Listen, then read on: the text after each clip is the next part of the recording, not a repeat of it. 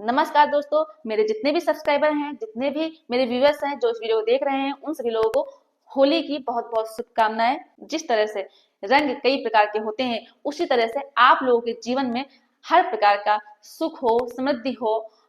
और आप लोग अच्छे से अपना जीवन शांतिपूर्वक और आनंद के साथ जी सके, यही हमारी ईश्वर से कामना है। तो अब हम बात शुरू करते हैं आज के टॉपिक के बारे में। आज हम बात करने वाले हैं उन पतियों के बारे में जो पति अपनी पत्नी से बहुत ज्यादा परेशान होते हैं, जिनकी पत्नी अपने पति व पति घर वालों को धमकी देती है कि अगर आप ऐसा नहीं करेंगे तो हम आपको जेल भिजवा देंगे, आपके ऊपर झूठे केसेस कर देंगे, आपको परेशान कर लेंगे, इसलिए आपको मेरी बात माननी पड़ेगी या फिर आपको इतना पैसा मुझे देना पड़ेगा। तो ऐसे में क्या होता है कि पति केवल इतनी बात सुन करके ही घबरा जाते हैं। उन्हें ये लगता है कि कहीं सच में ऐसा पत्नी ना कर दे। लेकिन अगर पत्नी झूठे केस कर देती है, तब तो जो पति व पति के घर वाले हैं वो बहुत ही ज्यादा परेशान होते हैं, यहाँ तक कि इतना ज्यादा टेंशन में आ जाते हैं कि वो डिप्रेशन में भी हो जाते हैं। कई बार तो ऐसा भी होता है कि वो इतना ज्यादा डिप्रेशन में हो जाते हैं कि वो सुसाइड तक कर लेते हैं। तो आप लोगों को ऐसा नहीं करना है। जैसा कि आजकल काफी न्यूज में आ रहा है, जो पति ज्यादा परेशान हो रहे हैं तो वो सुसाइड कर लेते हैं। तो आप लोगों को ऐसा कदम नहीं उठाना है। तो आज हम उन पतियों को ये जानकारी देंगे कि अगर उनकी पत्नी या पत्नी घर वाले पति या पति के घर वालों के ऊपर झूठा केस करते हैं, उन्हें धमकी देते हैं, तो उनके पास ऐसे क्या उपाय हैं जिनके माध्यम से वो पत्नी व पत्नी के घर वालों को सबक सिखा सकते हैं। तो आज हम 3 कानून के बारे में आप लोगों को जानकारी देने वाले हैं। तो ये वीडियो आप सभी लोगों के लिए बहुत ही ज्यादा यूजफुल होने वाली है, तो इस वीडियो को पूरा अंत तक देखना है, बिल्कुल भी स्किप नहीं करना है, तभी आप सभी लोगों को अच्छे से जानकारी समझ में आएगी। दूसरा काम आप सभी लोगों को ये करना है कि अगर आप नए हैं, चैनल में पहली बार आए हैं, तो यह आपका ही चैनल है, आप इसे सब्सक्राइब जरूर कर दें, साथ में बेल आइकन जरूर दबा दें, जिससे कि हम जो भी नई अपडेट डालें उसका नोटिफिकेशन आपके पास आता रहे और आप जानकारी प्राप्त करते रहें। नमस्कार दोस्तों, मैं एडवोकेट दिव्या, आपका आपके इस यूट्यूब चैनल में स्वागत है। देखिए, कई बार ऐसा होता है कि पत्नियां क्या करती हैं कि वो अपने पति को व पति घर वालों को धमकी देती हैं कि आपको मेरी बात माननी पड़ेगी, अगर आप मेरी बात नहीं मानते हैं तो आपको हम सजा दिलवा देंगे, आपके अगेंस्ट में झूठे केसेस कर देंगे, आपको फंसा देंगे और आप पूरा जीवन जेल में बिताएंगे, साथ में आपके घर वालों को भी फंसा देंगे, तो वो लोग भी जेल में पूरा जीवन बिताएंगे। और कई बार तो ऐसा भी होता है कि पत्नी तो ऐसा करती ही है, साथ में पत्नी के घर वाले भी इस तरह की धमकियां दिया करते हैं। मान लीजिए कि आपके अगेंस्ट में झूठी एफआईआर की गई है, झूठा केस दर्ज किया गया है या फिर नहीं भी किया गया है, तब भी अगर आपको इस तरह की धमकी मिल रही है पत्नी के द्वारा या पत्नी के घर वालों के द्वारा, तो आपको उस चीज को रिकॉर्ड करके रखना है, सबूत के तौर पे आपको रखना है। अगर आपको इस चीज की शंका है कि हो सकता है कि पत्नी आपके अगेंस्ट में केसेस कर दे, तो आप क्या कीजिए कि आप उन सबूतों को रखें इकट्ठा करके, साथ में आप एक बार थाने जाकर के इस चीज की जानकारी जरूर दे दें कि आपकी पत्नी इस तरह से धमकी देती है कि आपको इतना पैसा मुझे देना पड़ेगा या फिर आपको हमारी बात माननी पड़ेगी, तभी हम कुछ नहीं करेंगे, नहीं तो आपके व आपके घर वालों के अगेंस्ट में हम केसेस कर देंगे, आपको जेल भिजवा देंगे। तो उसमें साथ में ये भी बात लिखे कि अगर आगे चल के पत्नी आपके साथ ऐसा कुछ करती है तो आपकी इसमें कोई भी गलती नहीं रहेगी।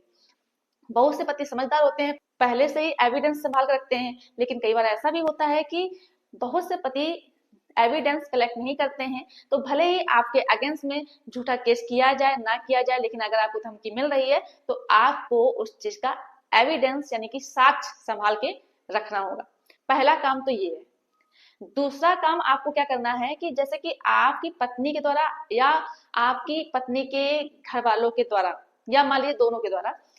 आपके पास धमकियां आ रही हैं कि आप मुझे इतना पैसा दो, नहीं तो आपको जेल भेज देंगे, आप मेरी ये बात मान लो, नहीं तो आपको हम झूठे केस में फंसा देंगे, या फिर आप अपने माँ बाप को छोड़ के मेरे साथ अलग रहो चल करके, नहीं तो हम पूरे घर वालों को जेल भिजवा देंगे, झूठे केसेस कर देंगे। तो आपको क्या करना है कि इस चीज का भी आपको एविडेंस रखना है, कलेक्ट करना है, और आप बीएनएस की धारा जो 308 है उसका क्लॉज 1, 2, 3, 4 के तहत आपको कंप्लेन करनी है और आपको जिन जिन लोगों के द्वारा आपको धमकी मिल रही है उन लोगों के नाम भी उसमें मेंशन करने हैं। इसमें क्या होता है कि अगर आपके पास साक्ष्य है, आपका जो आपने कंप्लेन की है वो साबित हो जाता है, तो ऐसे में जिनके जिनके अगेंस्ट में ये साबित होता है ऑफेंस, तो उसे 3 साल तक की सजा हो सकती है। तीसरी चीज क्या है कि मान लीजिए कि आपकी पत्नी ने आपके अगेंस्ट में झूठे केसेस कर रखे हैं, आपका ट्रायल चल रहा है और आपने अपनी पत्नी से बोल दिया है कि ऐसा है, तुम अब इस घर से जाओ और अब दोबारा मत आना। लेकिन आपकी पत्नी क्या कर रही है कि वो जबरदस्ती आपके घर के अंदर घुसने का प्रयास कर रही है, या मान लीजिए कि वो अपने घर वालों के साथ या अपने दोस्तों के साथ, मित्रों के साथ, रिश्तेदारों के साथ वो आती है और आपके घर में जबरदस्ती घुसने का प्रयास करती है कि मैं इसी घर में रहूंगी, इस घर से बाहर मैं नहीं जाऊंगी और मुझे तुम रोक नहीं सकते हो। या मान लीजिए कोर्ट में आकर के आपके साथ में बदतमीजी करती है, गाली गलौज करती है, धमकाती है, तो ऐसे में आप कोर्ट में पत्नी के अगेंस्ट में और साथ में जो लोग भी हैं उनके अगेंस्ट में केस कर सकते हैं, डराने का, धमकाने का, गाली गलौज करने का, मानहानि का, इसके साथ साथ गृह भेदन का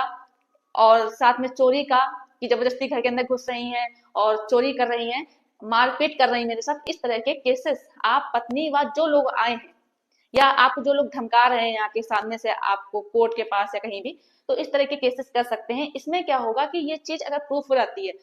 हाँ, ये केस करने के साथ साथ आपको जो भी जिस तरह का ये कर रही है हरकत, उसे आपके साथ जो भी रहे उनसे पहले से ही बोल के रखिए कि अगर बाई चांस इस तरह की सिचुएशन आती है तो आप उसे रिकॉर्ड कर लें। तो जब आपके पास एविडेंस होगा तो आपका पक्ष मजबूत रहेगा, आप उसे कोर्ट में प्रूव भी कर सकते हैं कि हाँ, इस तरह से मेरे साथ बदतमीजी हुई है, मुझे डराया धमकाया गया है, मुझे गाली गलौज दी गई है, मुझे मारा पीटा गया है या मेरे घर के अंदर घुसने का प्रयास किया गया है। तो इस तरह का जब आपके पास साक्ष्य रहेगा तो आप कोर्ट में प्रूव कर सकते हैं। जब आप कोर्ट में प्रूव करेंगे तो जिन लोगों ने इस तरह की हरकत की है उन्हें सजा हो सकती है। और ये जो ऑफेंस हुआ है आपके घर में हुआ है, तो पत्नी को आपके घर के नजदीकी कोर्ट में आना रहेगा। साथ में जब क्रिमिनल केस होगा तो उन्हें बेल भी करानी रहेगी, इसके बाद भी उनको डेट पे आना रहेगा। तो जब वो लोग परेशान होंगे तो वो आपसे सेटलमेंट करने के लिए तैयार हो जाएंगे और वो अपना केस भी वापस लेने की बात कहेंगे। तो इस तरह से हो सकता है कि आप झूठे केस से बच जाएं। और दूसरी चीज, मान लीजिए कई बार ऐसा भी होता है कि पत्नी जो है कि बोलती है कि हम आपके साथ साथ आपके घर वालों को नाम लिखवा देंगे, आपके रिश्तेदारों को नाम लिखवा देंगे, जिनकी कोई गलती ही नहीं होती है।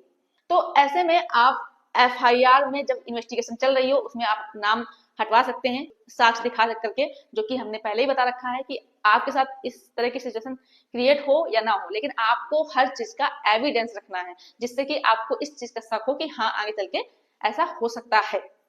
तो जब आपके पास एविडेंस होगा तो आप अपने रिश्तेदारों का नाम हटवा सकते हैं एफआईआर से। अगर इन्वेस्टिगेशन के दौरान नहीं हटता है तो आप एफआईआर क्वेश्चन के लिए ऑनरेबल हाई कोर्ट जा सकते हैं।